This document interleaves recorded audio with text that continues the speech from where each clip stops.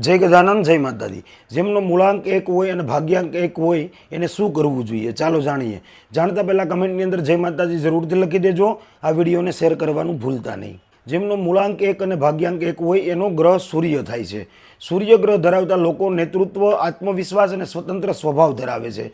આવા લોકોને જીવનમાં સંતુલન રાખવું બહુ જરૂરી છે। શું કરવું જોઈએ? નેતૃત્વનો સકારાત્મક ઉપયોગ કરો, આગેવાની લો પણ ટીમ સાથે રાખો, વિનમ્રતા રાખો, આત્મવિશ્વાસ સાથે નમ્રતા રાખો તો માન સન્માન વધશે। નિયમિત સૂર્ય ઉપાસના કરો, રોજે સૂર્યને જળ અર્પણ કરો, ઓમ હ્રીમ સૂર્યાય નમઃ આ મંત્રના જપ કરો, સ્વસ્થ દિનચર્યા રાખો, વહેલા ઉઠવું, વ્યાયામ અને સ્વચ્છ જીવનશૈલી રાખવી લાભદાયક છે। સરકારી પ્રશાસનિક ક્ષેત્રમાં પ્રયત્ન, મેનેજમેન્ટ, બિઝનેસ, રાજકારણ, પ્રશાસન જેવા ક્ષેત્રો તમારા માટે અનુકૂળ છે। લાલ નારંગી રંગનો સંયમિત ઉપયોગ આત્મવિશ્વાસ અને ઉર્જાને વધારશે।